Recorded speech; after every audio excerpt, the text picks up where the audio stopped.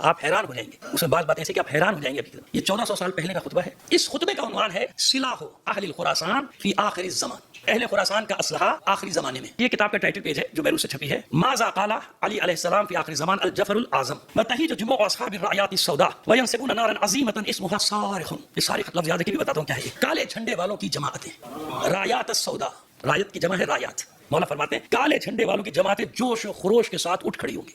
وہ ایک نہایت عظیم آگ بھڑکائیں گے. دیکھ رہے چاروں طرف، وہ ایک عظیم آگ بھڑکائیں گے جس کا نام ہوگا صاروخ.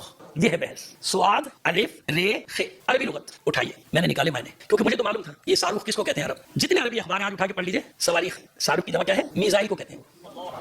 کہ ایرانی صواریخ نے، صواریخ الایرانیہ. صاروخ کے الگ معنی بھی ہیں، مجھے بہت سارے معنی. واو کے ساتھ جب آتا ہے صاروخ تو اس کا معنی ہے میزائل یا راکٹ. یہ آج کی عربی میں اوپرانی نہیں، جدید ہے. تو اس زمانے میں تو تھا ہی نہیں نا. امام نے یہ لفظ استعمال کیا تھا اس زمانے میں، اس کے جس کو کہنا چاہیے سخت ہوا یا گرم ہوا، جس کے لیے استعمال ہوتا تھا صاروخ سب چیز کے لیے. لیکن آج صاروخ کس کو کہتے ہیں عرب؟ یہ دیکھیے اس میں لکھا لغت صاروخ عام میں عربی اردو کے معنی میں صاروخ، اس میں میزائل. صاروخ کے معنی کیا لکھے اس میں؟ واو کے ساتھ، لیکن پڑھنے میں وہ واو کو گرا کے کیا پڑھتے ہیں؟ صاروخ. پھر کہتے ہیں اس کی جمع مثال بھی دیتا ہے ترکیب الصواريخ بالطائرہ، ہوائی جہازوں میں راکٹوں کو نصب کرنا. یعنی یہ بھی نہیں کہ میں کوئی اپنی طرف سے کوئی تعویل کر کے آپ کو بتا رہا ہوں، نہیں یہی معنی ہے. جبکہ جب مولانا نے استعمال کیا تو اس وقت یہ معنی نہ کسی کو پتا تھا، لیکن آج وہی لفظ نام استعمال ہو رہا ہے جو مولانا نے 1400 سال پہلے رکھ دیا تھا.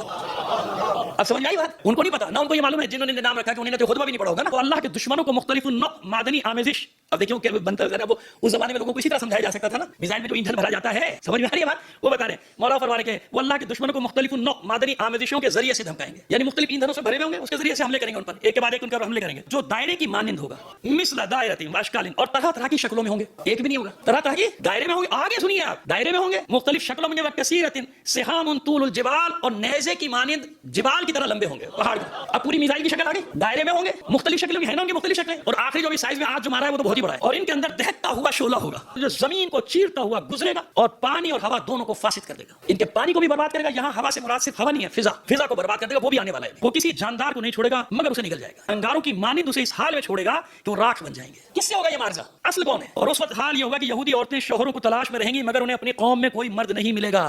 فی خلۃ من الارض العجیب، اس کا ترجمہ تو میں ابھی کروں گا. یہ تو عجیب بات ہے. ان کی حالت یہ ہوگی کہ وہ زمین کے کسی نشیب یا گوشے میں اکٹھے ہو جائیں گے.